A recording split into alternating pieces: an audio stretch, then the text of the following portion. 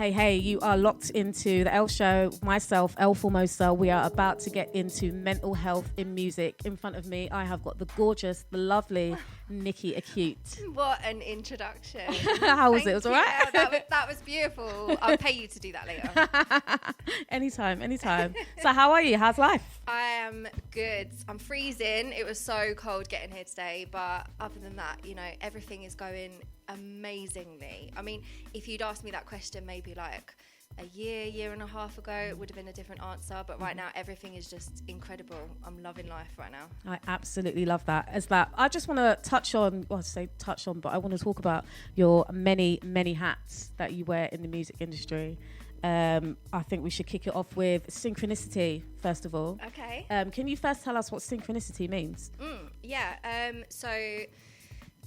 A little bit of history. A guy called Carl Jung, he was a Swiss psychiatrist, I think. Really good friend to Sigmund Freud. He coined the term synchronicity, and in short, it basically means like meaningful coincidences. So it's a really powerful word for me, actually. It's to give you an example, say like you just randomly think of a friend and you haven't seen or spoken to them or like heard of them for ages, and then that same day they like walk past you in the street or they like ring your phone or whatever, that would be considered as a synchronicity. And to realize, or at least in this belief, that it's not just a coincidence. There's like a message in that meeting. There's a reason that you've bumped into them after thinking about them. So maybe just put your listening ears on and hear what they're saying, because there might be something in it for you. As your Twitter bio says, there are no coincidences. There are no coincidences, exactly. That is a perfect example of synchronicity. That was actually one of my questions, so you're ahead of me. Thanks, babe. So, synchronicity, when did that stop? Oh, that's a really good question, because like COVID has just absolutely wiped out my concept of time. So Synchronicity was formed as a digital label to begin with, and I think it was 2012.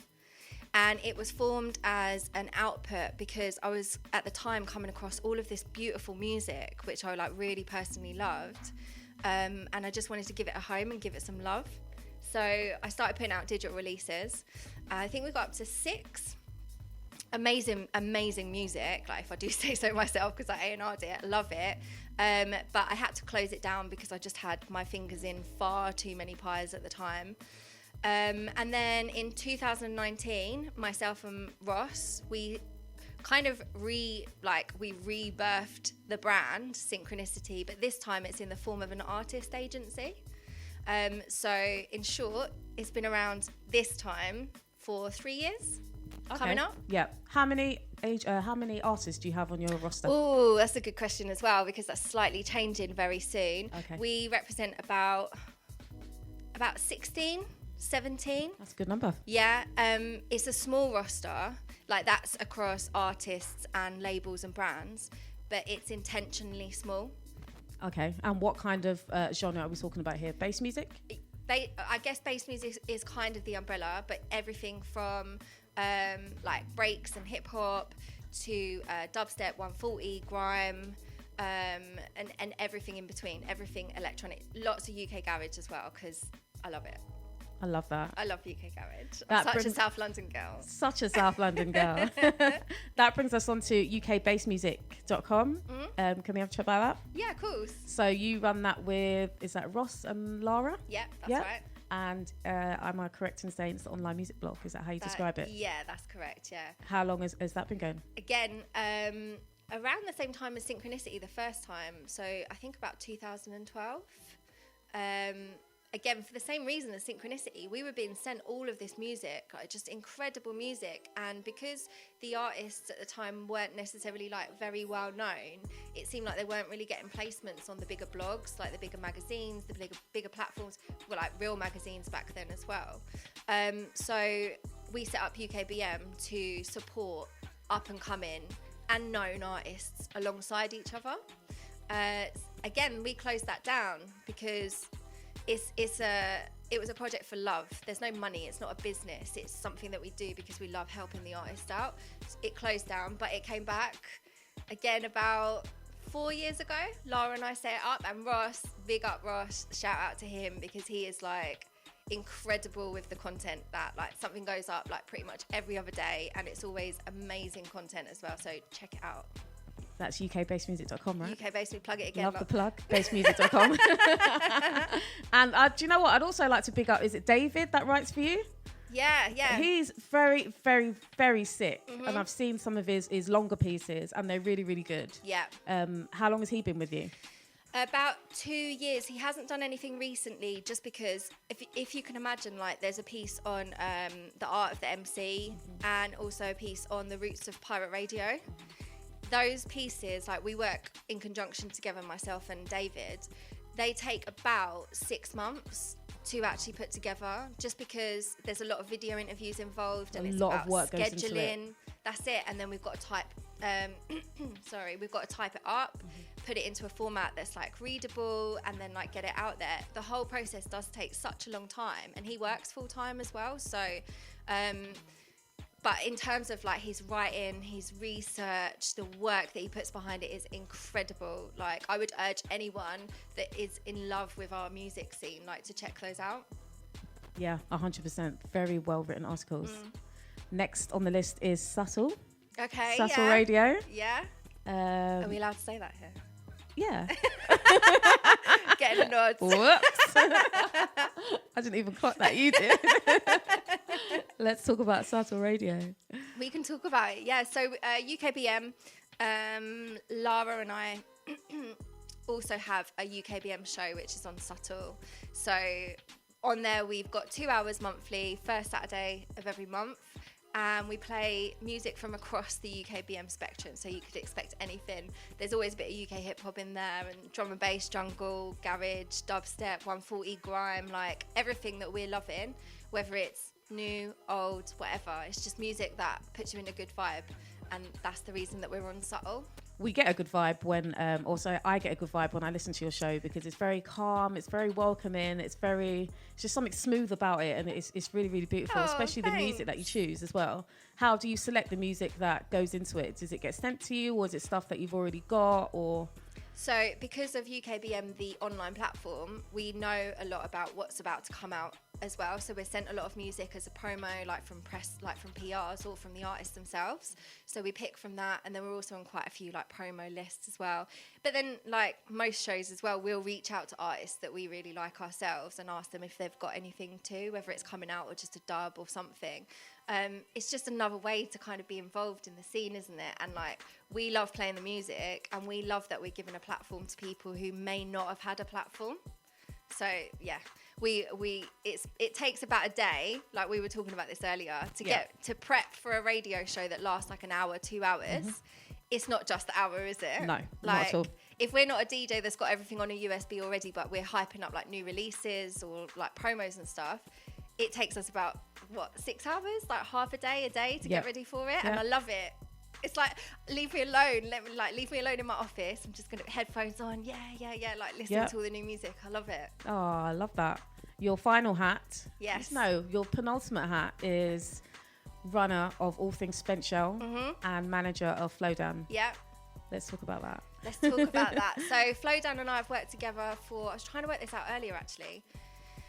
I think it's about 9 years. That's a long time. Yeah. I didn't realise it was so long. Yeah, I reckon it's coming up about 10 actually, because I remember it was Hatcher that introduced me and Flowdown, because I was running a different booking agency at the time. Can we name that one? It was Acute Promotions. Yeah, hence my name. Yeah. And yeah, Hatcher called me up and he's like, "Oh, Nick, I've got this MC and he's a booking agent." I was like, "Oh, right, okay, like who is it?" It was like Flowdown. I was like, "Okay, yeah, we'll set up a meeting." Had a meeting. He brought a friend to the meeting. But anyway, it was Kaj. And yeah, we've been working together ever since. And it was quite soon after, I'd say about 6 months after we've been working together as agent, like client format, that he asked me to manage him. So it's been since then. Yeah, it's been a long time. That's a long time. I didn't realise it was so long. Wow. How have those years been for you? Do you think it's gone fast, or is it just evolved? Yes, it has gone fast, and it's only when I have these conversations, and like on radio as well, when we're like, "Oh, this tune came out like 8 years ago," and you think, "Oh my God, wow, that really settles in, like how quickly time is going." But in the grand scheme of things, like in terms of like experience, I still feel like I'm like at the beginning still learning stuff, you know. But then you'll be presented with a situation and you realise, actually, do you know what, it has been 10 years because I know what I'm talking about now, at least. Yeah. It's been amazing to see you grow from Acute Promotions, because when we met, you were, I think Acute Promotions was about, but it was just at the beginning stages. And for context, we met at DMZ Dubstep Rave in 2009 with Henny. Yeah. Big up Henny. And then since then, I've seen you. I think you were working. Can I say this? Were you working? What? Oh yeah. So you were working at BBC at the time. Oh yeah. And then you had Acute Promotions, and you had quite a few artists on your roster. And from then to see you like evolve and grow has been absolutely amazing. Like the journey has been crazy.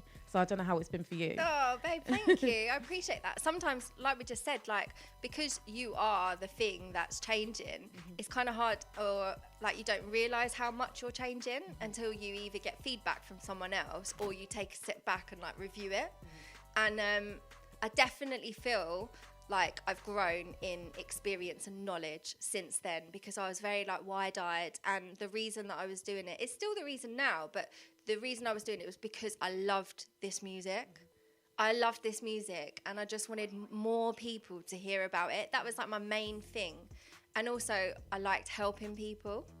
So like, although that stayed with me throughout and I still feel like that, I'm now armed with like knowledge, experience, network, a lot of things that I didn't have in the beginning.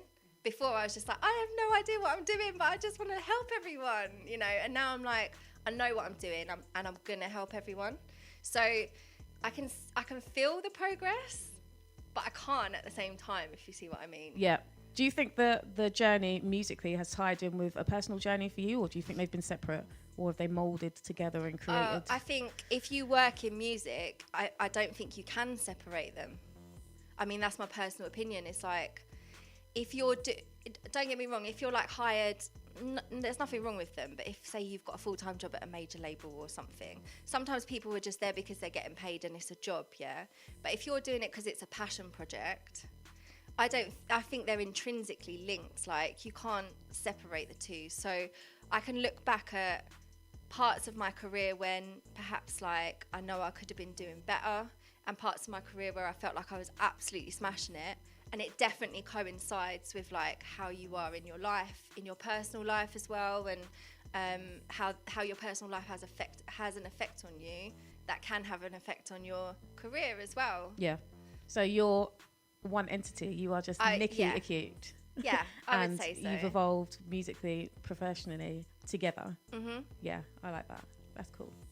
I want to talk to you about the Zenden as well. Oh, I love it. I was on there having a little look, having a read.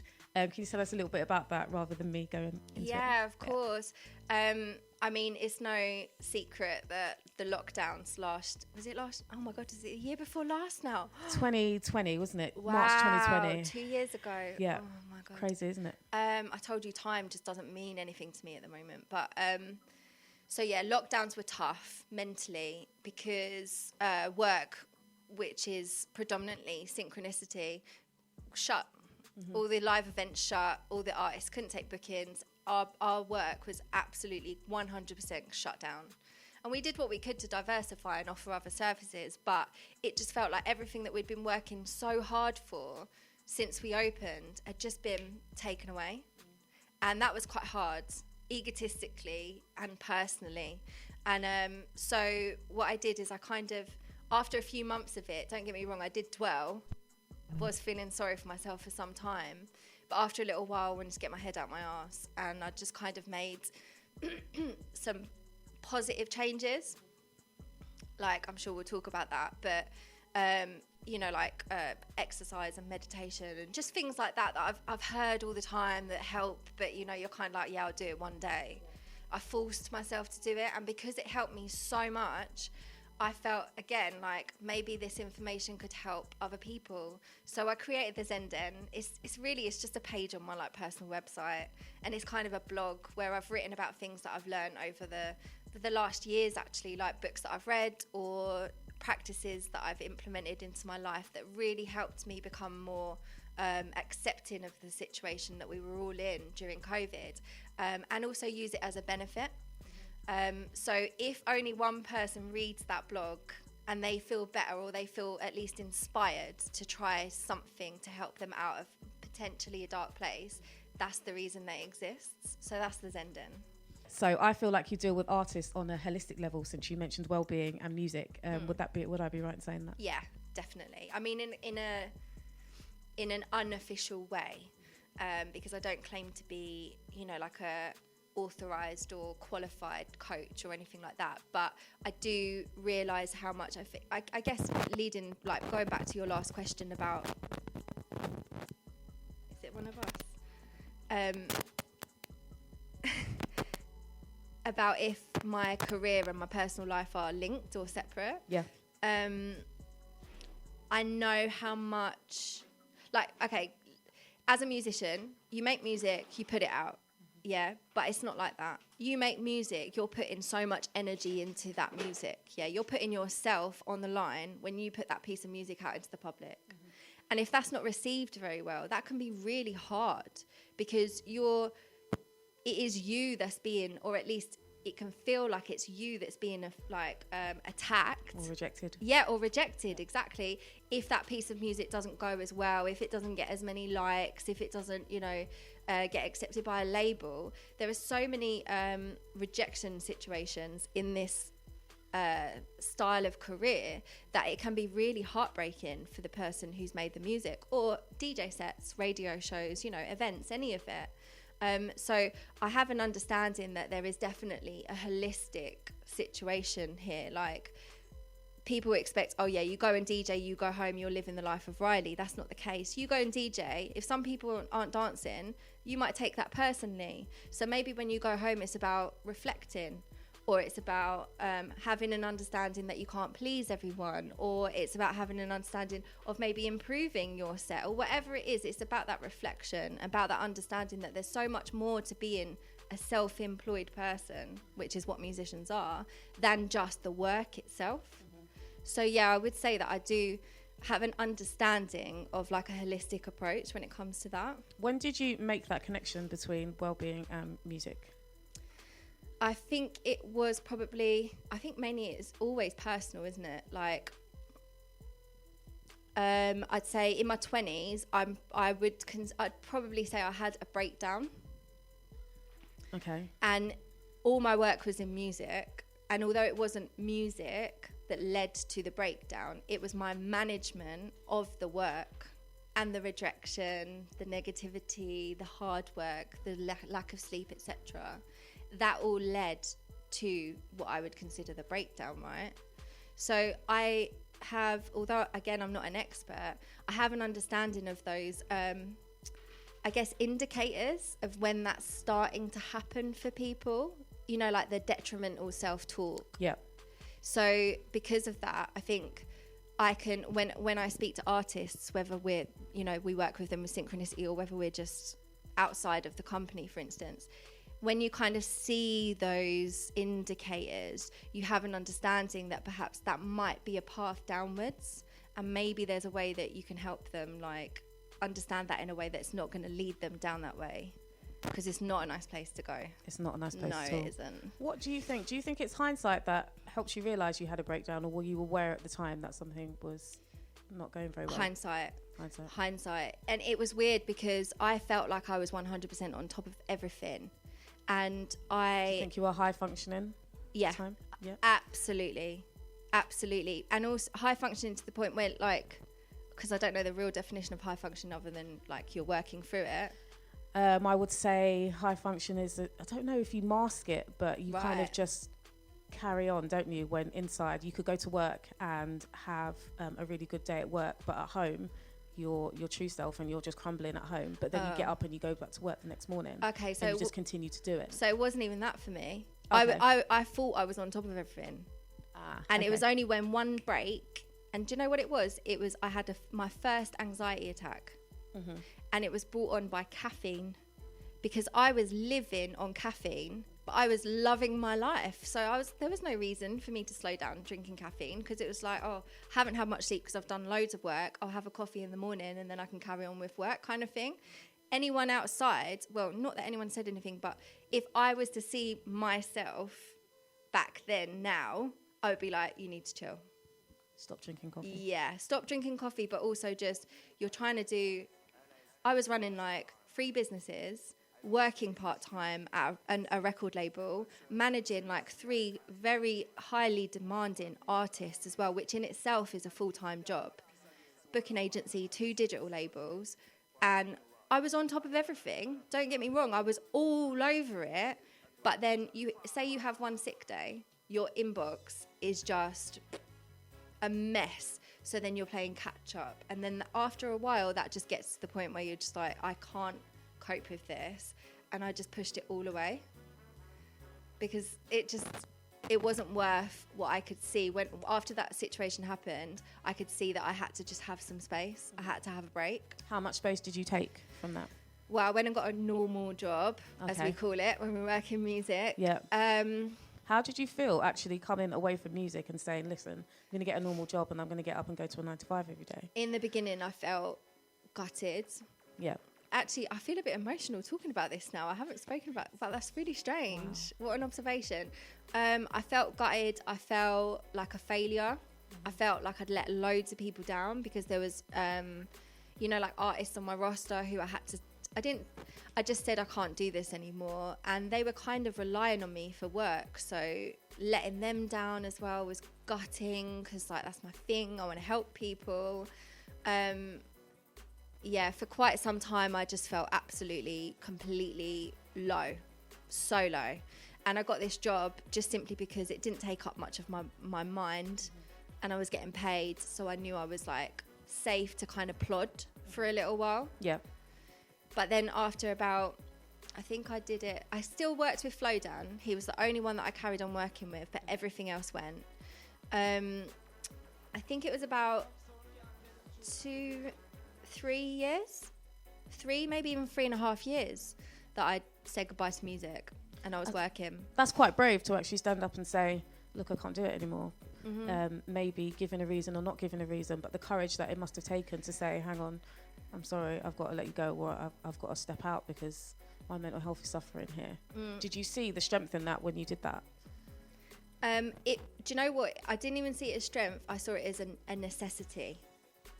It was more like, I'm sorry, I have to do this, and then cut it off, rather than, I didn't think about it before I did it. I was just like, I know I have to do this and get away. So I didn't even see it as strength. But then I guess looking back in hindsight, I suppose it is. It's still like, I do kind of wonder sometimes like what life would have been like had I carried on. Could I have pushed through it? Could I have developed further? Could I have like increased my resilience? Things like that. But coulda, shoulda, woulda, isn't it really? Yeah. And what's the point of that?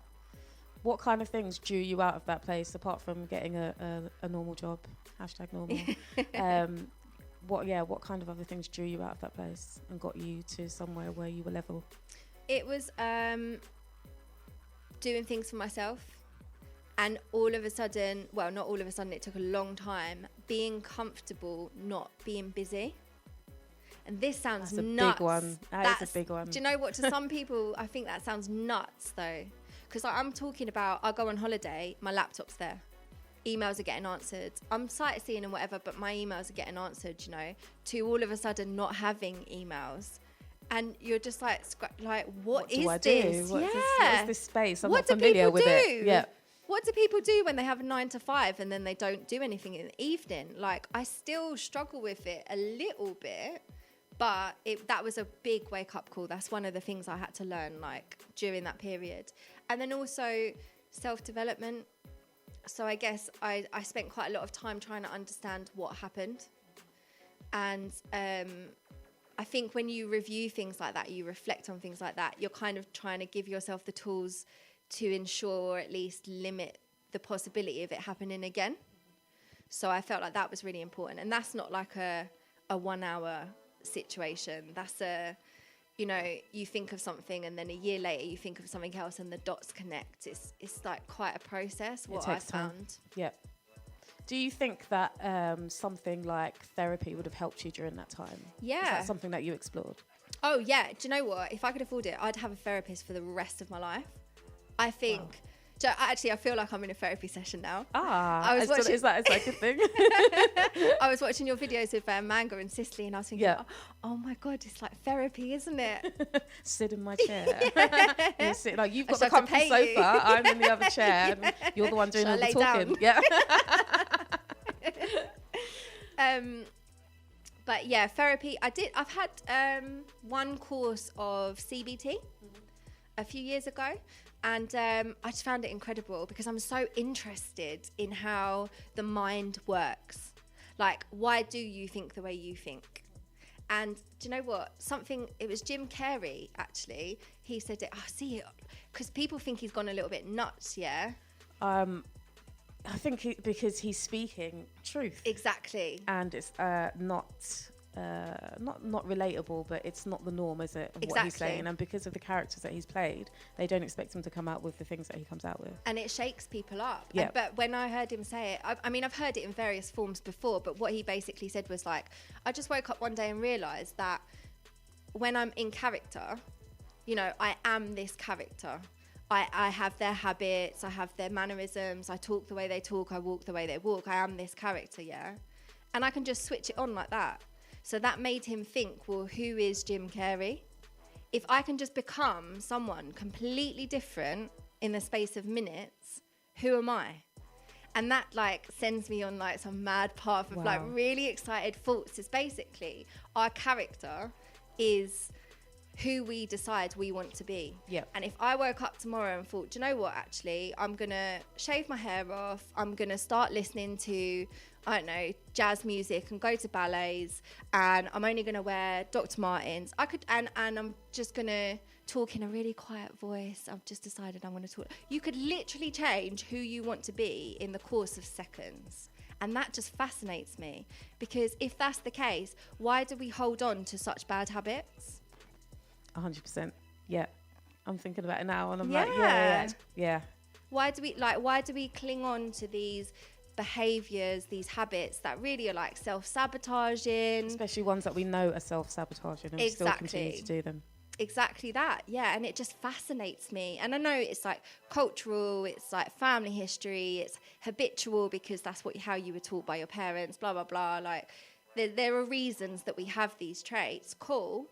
But now you know that you've got a choice.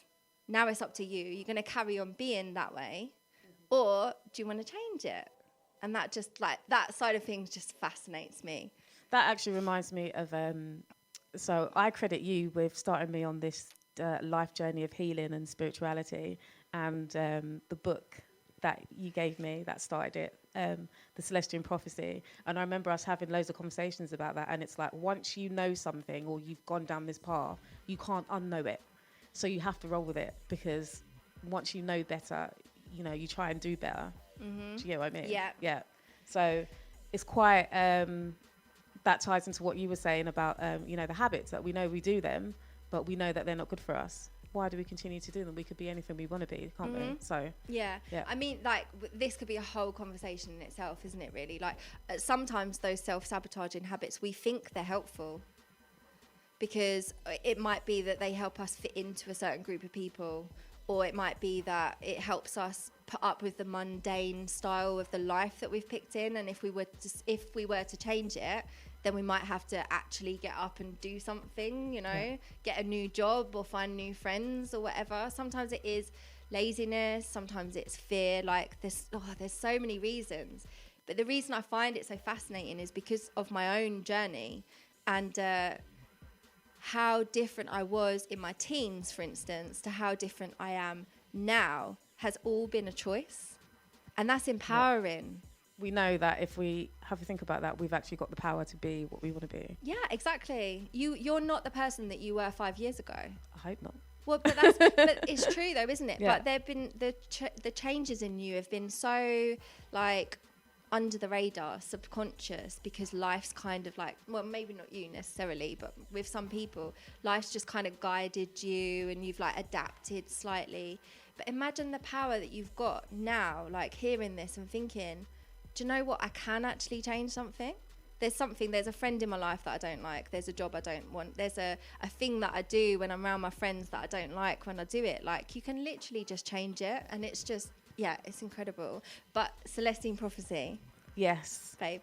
Oh, what a book. Do you remember how long ago that was? That was in 2010, December. And I got the book it was at Christmas time, we were talking about it, and I got the book in January 2011.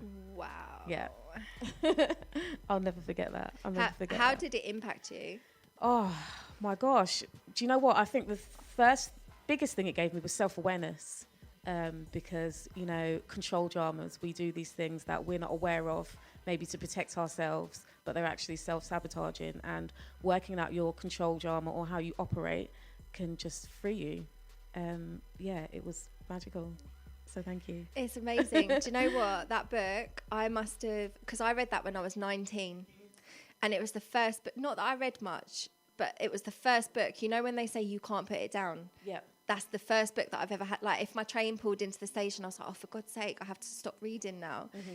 And it was like that. Like, when I was reading it, I felt like, because it was the first experience of this kind of stuff as well, and I had no reference point and no knowledge of it at all. I felt, I can't even put it into words. I felt like I was like awake for the first time ever. Not like I was Einstein and I knew everything, but I just felt like I was like seeing mind-blowing. Yeah, and like seeing things for the first time in a different way. Like, it's so incredible. And because of that feeling that I had, I obviously recommended the book to you, like, sometime later. But I also sent, like, I must have bought about 12 copies of that book and just given them out to people. I think I've bought about 4 or 5 and given them to people. Yeah, or I've had one and I finished it and I've said, here, you take it. Yeah. And I bought myself another one, and it's still on my shelf at home. Same. And I plan to read it again.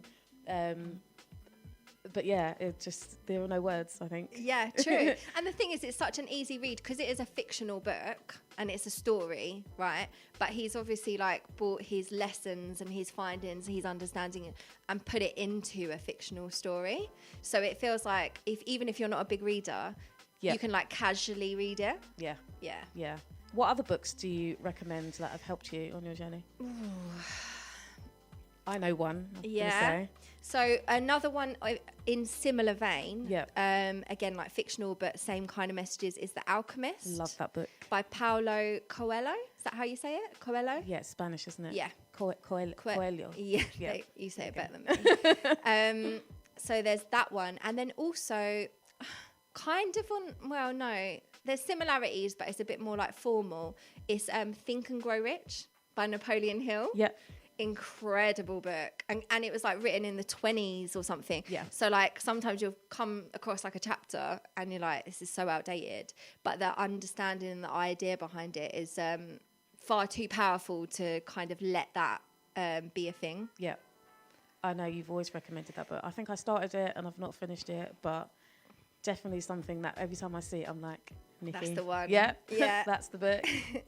Do you recommend books to people on a regular basis? Yeah, normally if they ask. Yeah. I mean, there is a post on the Zenden. I've seen it. It's 7 books. Yeah.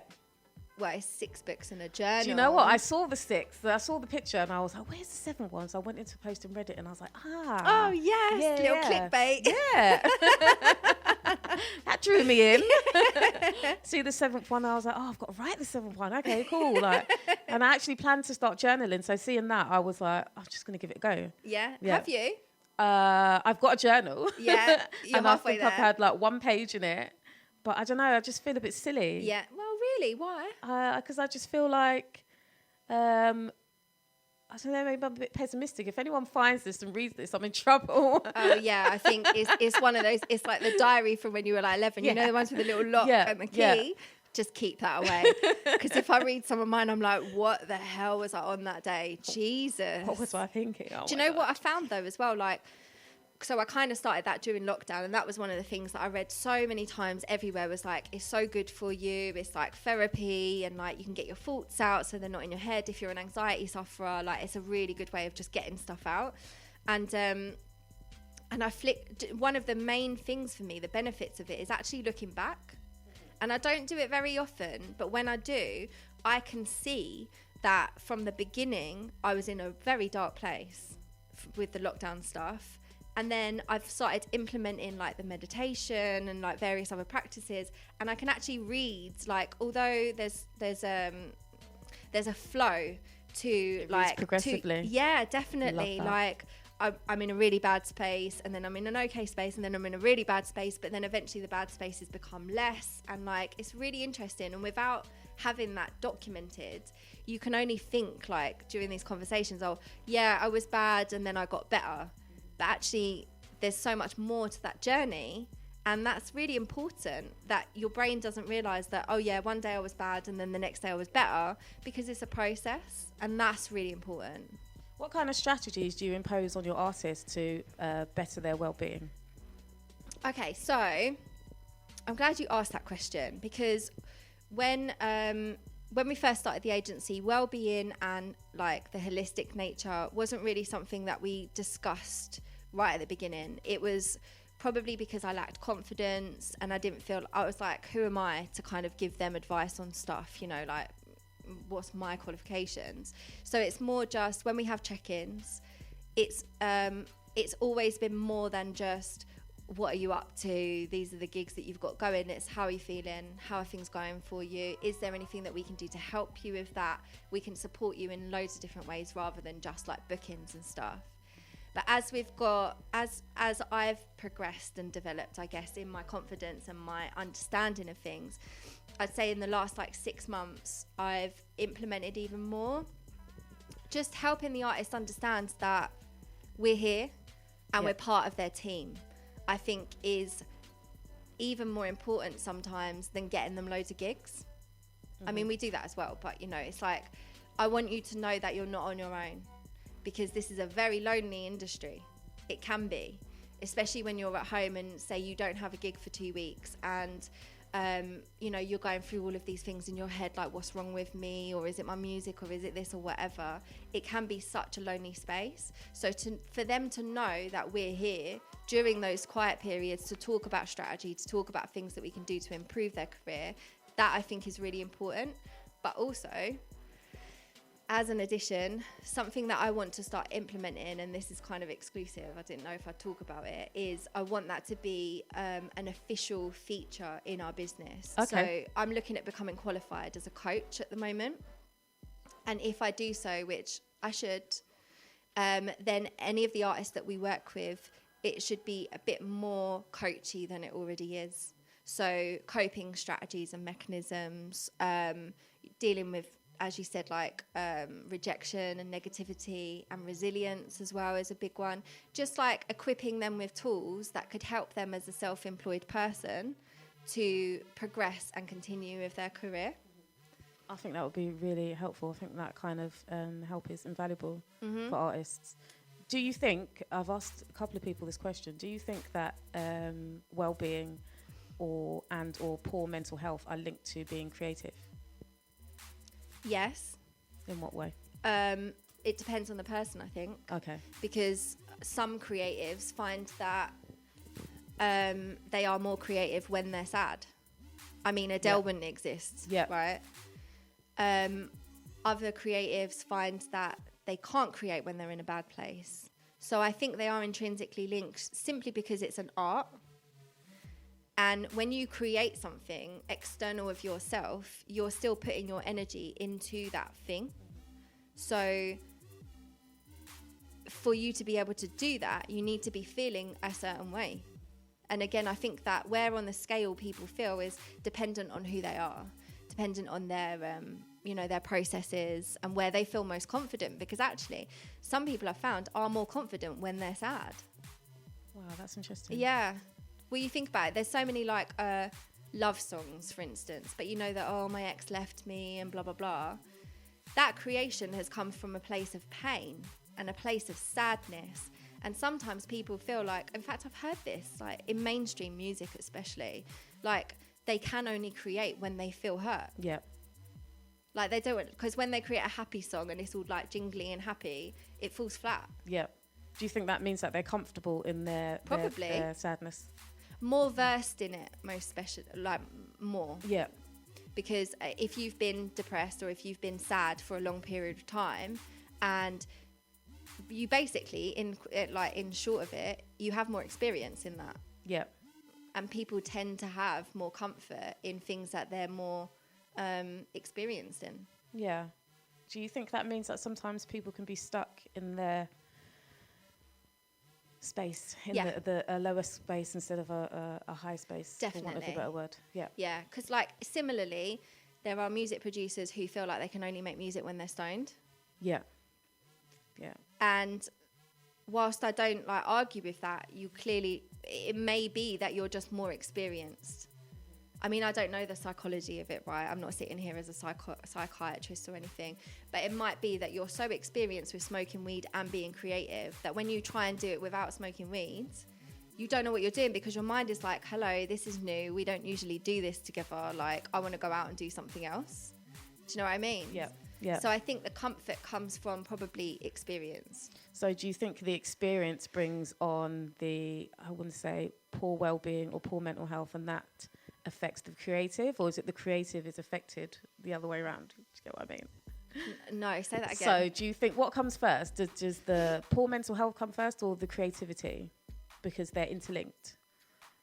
I guess it depends on it depends on the situation, most probably. Yeah. Like, say you were a very solemn, a very like emo kind of like, you know, quite introvert teenager. Yeah. And you started making music. Your association with and you got really good at it. Your association with music is most probably going to be associated with how you were feeling when you first started doing it and how you felt when you were most doing it.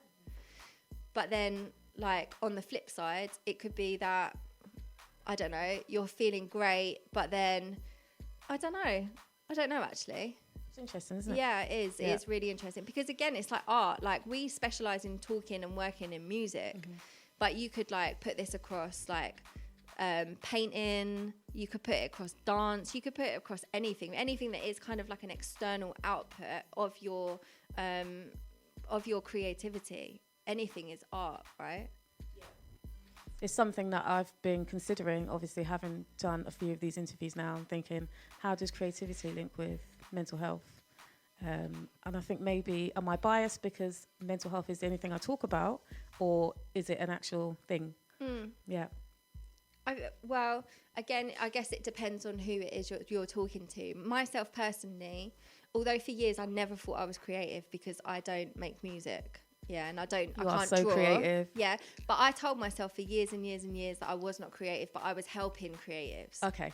And then I realised, actually, I am creative because I'm creative in my marketing and in my writing and in the way that I contact people and in the way that I talk to people. So creativity comes in all shapes and forms. And from my own personal experience, I feel more creative when I feel good. If I'm feeling sad, I don't really want to be creative and write a post for UKBM because I feel like my bad or my negative or my sad energy is going to come across in the writing that I put out there. Or like I wouldn't have come today. Well, obviously I wouldn't have let you down, but I wouldn't have come today. It wouldn't have been a great interview if I'd come here when I was feeling really sad because the energy would be so different and you would only get perhaps a more tilted negative response and view from me because that's how I was feeling inside. So I believe, your external output, whether that's conversation or whether that is art, is definitely linked to your mental health. And that could be day to day or it could be like chronic, long term. Yeah. Yeah, it's interesting.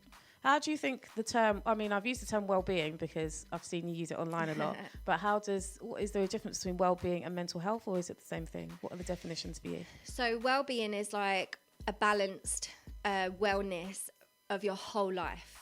So it could be, obviously mental health is just one of those things. It's health and fitness, like diet, relationships, nature. There's many different categories that come under like well-being, wellness. They're kind of interchangeable.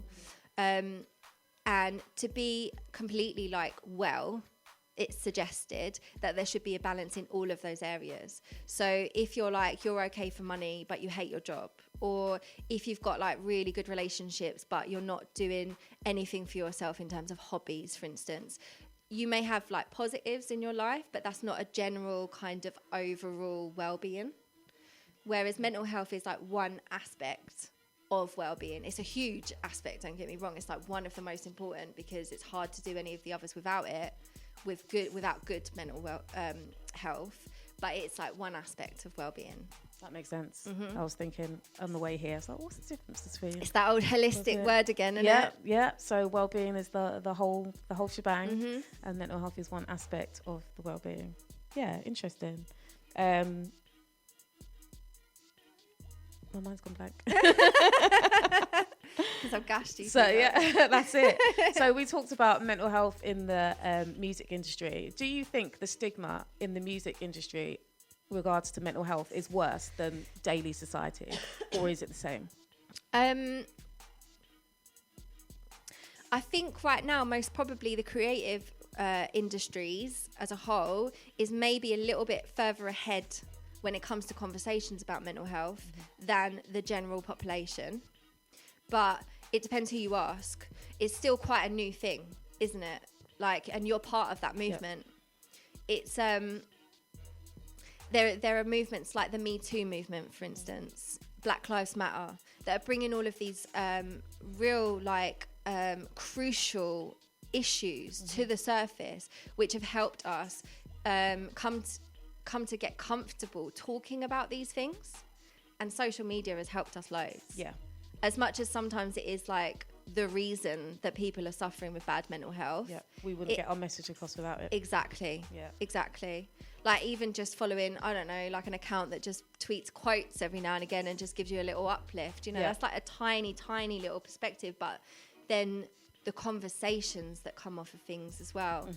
Even these trolls, you know, if I don't know, if like Kardashian uploads a photo and then there's loads of people like taking the mick or whatever, shows us the state of people's mental health and also starts a conversation in itself. Yep.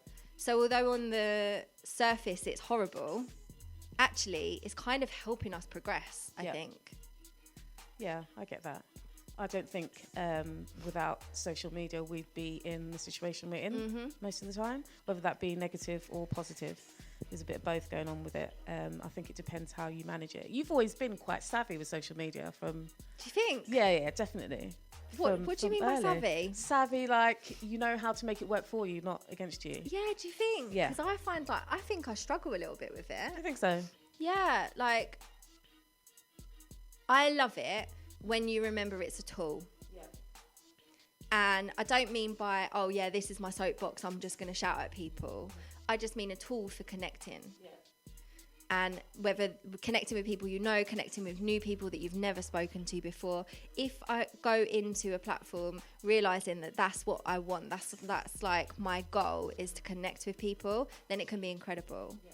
However, in the lockdowns, when everything you see was bad news and reactions to bad news, that was just like devastating. It was devastating, and I know I'm not the only one to say that as well. Like, we're stuck in our house, we're constantly like on social media, and it's just all, there's nothing good, and it was all bad. Yeah, all bad. Yeah. But yeah, in terms of being savvy, I just think, I haven't tweeted for about 14 days. I better say something. Do you know what? I think I've tweeted today and I tweeted yesterday and I was like, literally, I'm not tweeted for ages. I better say something to say, no, I'm here. Like the last time you tweeted was the last radio show. Yeah, let me find something inspirational to say because I've been gone and I'm meant to be a mental health advocate and I've said nothing. So let me just, I think it can, as long as it doesn't take you over, like, oh my God, you haven't tweeted anything and, you know, you're going to, cuss yourself out about it. But well, that's it. It's just realising that you're not always going to be on Twitter. Yeah. And then one day I might be on Twitter, like, for ages. Yeah. Do you know what I find as well? I don't know if you find it. When I'm busy at work, I tweet more. And it sounds so like... I pay attention to Twitter more when I'm at work. I don't know if that's a good thing. Oh, no, I just mean like when I'm at my desk and I am like firing out the emails and like getting stuff done and I'm like proper pumped. You'd think that it would mean that I didn't have time for social media, but actually it means I have more. It's almost like my energy levels are so high that I want to share it with people. Yeah. So I like go do a little tweet over here, come back to work, do another little tweet, something's come in my head, come back to work. It's like a little outlet. Yeah, Twitter is an outlet, isn't it? More than Instagram is more of a look what I've got, and Twitter is more of a I want you to listen. Yeah. Instagram's more of a let's choose one selfie out of 50 that I took. Yep. This is a decent one. Yeah. And then after I posted, didn't really like it anyway. So yeah, and then forget to delete the other 49, and then they're still in my camera roll. Like, oh, maybe one day I might use it. That's why you've got no more memory left in your phone. I'm glad I'm not the only one that does that. Oh my gosh. I'm going to talk about your meditation prescription. I'm going to call it a prescription. Okay, because nice. I've seen you tweet about it. And tell me about it. You tell me about it. Yeah. Rather than me Okay. So yeah, as I said earlier, lockdown 2 was the one that hit me the most. Lockdown 1, I was kind of like, wow, this is exciting. You know, this is different. What's happening? Lockdown 2, I was like, no, this is enough now. And that's when I wouldn't say I lost it. I just lost all motivation and I just thought, what is this shit? But that's when I knew that I had to do something. I guess, like we said, like that breakdown that I had in my 20s, I probably noticed more than I realised the similarities. There were similarities happening for different reasons. Yep. So I'm quite proud of myself that I actually did something about it this time rather than letting it go too low, take me too low. But yeah, one of those things that I've said for years, oh yeah, I should meditate. Oh, I know the benefits of meditating because I've read it and I've heard it and I've had people say to me, it's incredible, it's changed my life. And I'm just like, yeah, I'll do it one day, yeah. And then, obviously this lockdown, started journaling and I was like, right, this is it. So I made myself a little calendar on Google Sheets. I love Google Documents, but anyway. Made myself a little calendar, printed it out, stuck it where I could see it from my bed. And every day I meditated, I would tick it. And I wanted to prove to myself that I could stick to something for 30 days because I find it quite hard routine. And because the reason that I put it in front of my bed so that I could see it was that if I get into bed and I look up, I'm like, oh, for God's sake, I haven't done it. So I'd like get up, even though I was so tired, I'd like get up and sit at the end of the bed. And 5 minutes, that's it. 5 minutes, minimum 5 minutes. But I did it. And do you know what? Some days I did it twice. And at the beginning, 5 minutes felt like, oh my God, it felt like an age. I'm like, what am I doing? Sitting here like quiet. How is this going to help me? You know, your little self-talk coming in your head like, what are you doing? This is dumb. I can't do it. I can't meditate. I can't do it, you know. But I'd say within about 2 weeks, which sounds like a long time, but it didn't feel like it. 2 weeks, I was meditating for like 20 minutes. I'm sitting in like 20 minutes and I'm sure there's people like, I do it for an hour every day, but that was a big thing for me. So 20 minutes, sometimes twice a day. And by the end of the 30 days, I kid you not, seriously, when people say to you, it changed my life, I can hand on my heart say, this tiny little, seemingly insignificant change that I made to my daily routine changed my life. Sorry, it really did. I found it weren't like, I'm floating, you know, the heavens open or whatever. But it was more like, I'd like be in a conversation with someone and I'd realise, wait, I would have reacted to that. Because I got so impatient where I was like down or whatever, I would have definitely bitten your head off by now. But now I'm just like all zen, like standing here like, I don't need to react to this. There's no reaction here. It's unnecessary. I felt motivated. I felt positive again. I felt comfortable with myself. I felt comfortable with the situation, which, let's face it, there wasn't much comfort in. But I understood it was out of my control. But what was in my control is how I spend my day. And it was incredible. And I made like a month by month meditation calendar. And I think I've put it on Zenden. I think maybe. And so if anyone wants to download it and just try it, I've called it Meditation Challenge because our egos are like, yeah, I'm going to rip the shit out of this. But yeah, you can just download it, stick it in front of your bed and then just tick it off. Every day you do it and you look at it and you be like, yeah, do you know what? I achieved that today and it feels good. That is so sick. It is incredible. And it really meditation is one of them things that I'm like, yeah, Yeah, I'll do that. Same. Soon. Yeah. I'll do it. Yeah, one day. Yeah. It's been a while now, so. Same. And I totally understand where you're coming from, because trust me, for years I was like that. Like, I tried it a couple times when I was like in a talk or with people or whatever, and I was like, I don't really get it. Do you remember Inner Space? Yeah, that's where we did it. We, for those that don't know, Inner Space is in Covent Garden, and it's a beautiful space where they have a meditation room. There's all these pretty lights, and it's so soothing. And I've been in the midst of like an anxiety attack, and I've been there, and I've just gone and sat in there, and anyone can sit in there during their lunch break, and you can just absorb the surroundings and meditate. It's beautiful in there. And they sell loads of books and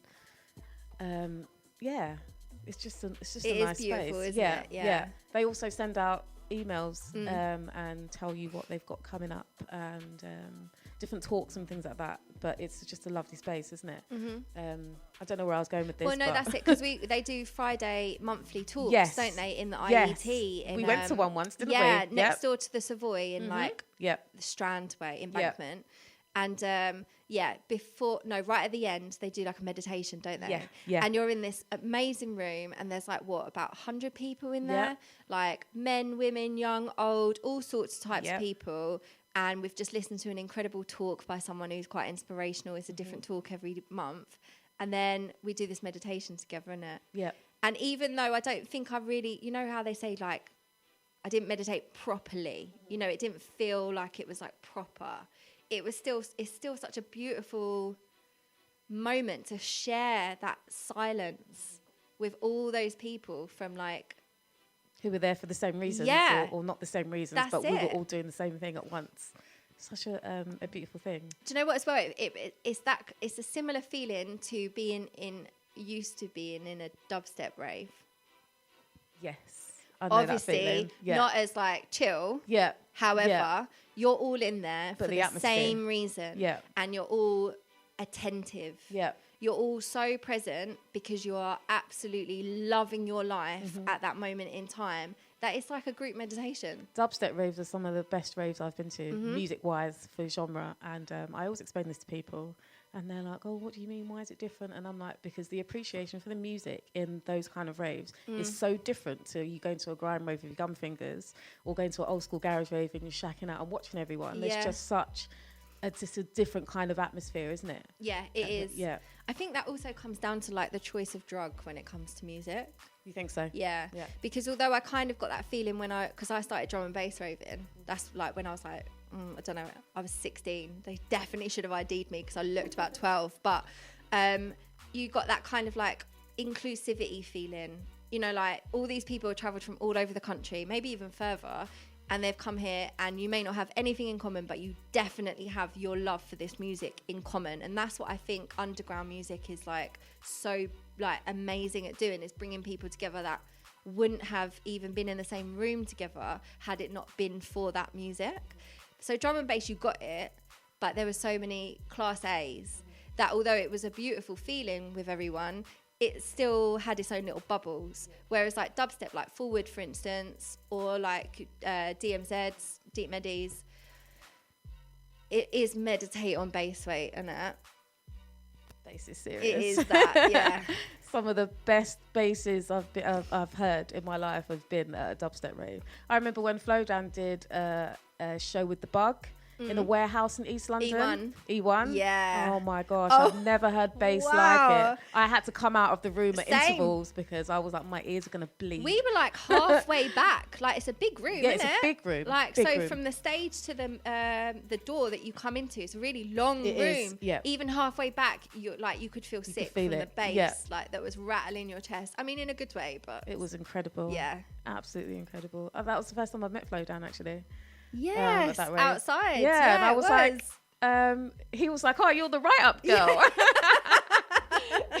was like, you're the guy that does the write-ups. So I was like, hey, it's me. For anyone that doesn't used to do the press releases for Spencer. Yep. And I'd been doing them and I'd not met him yet.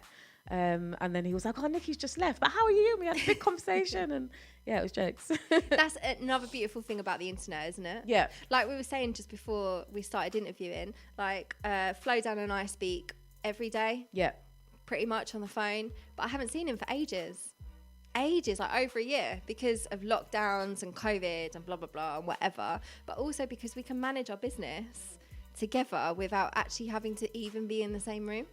There's pros and cons with it. Yeah.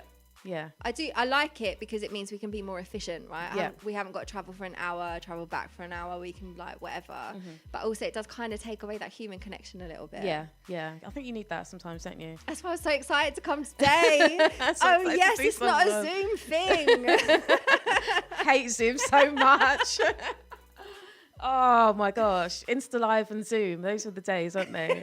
Now we've Those were the days. They were like 5 minutes ago. Those were the banana breads and family quiz days. Oh, we did a family quiz, and trust me, my family are not quiz people, but we did have any choice to see each other. We had to do a quiz. It was very, very interesting. It's crazy, isn't it? Because we all got like swept up, and it was like a mania. Yeah. Because we don't do quizzes either. No. Like we might play games like our family when we get together, maybe. But like the quiz thing, it was like, we have to do this, guys. And I didn't. Everyone else is doing it. Everyone else is doing it. I didn't bake banana bread though, but I did the Insta Live thing, obviously. Do you know what? Yeah, but you smashed it with the Insta Live thing. Thank you. The banana bread thing, yeah. We made it just because I had some like overripe bananas. I was like, oh yeah, we'll make a banana bread. And then I went online and everyone was making it. I'm thinking, where did I get this? Maybe I've like scrolled through Twitter and then like subconsciously it's just gone in, like just blinked on my screen or whatever. Banana bread. Make some banana bread. What She's is like, that? what am I doing? Why am I making banana bread? Like, Ross is happy. She's baking now.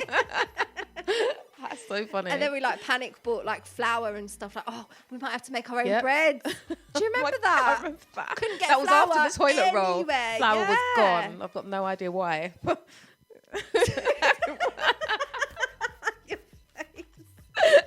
It's so true. So random. It's weird though, isn't it? Because at the time you're just like, oh Yeah. yeah, we've got to do that. I mean, you take a step back and be like, do you need that much toilet roll?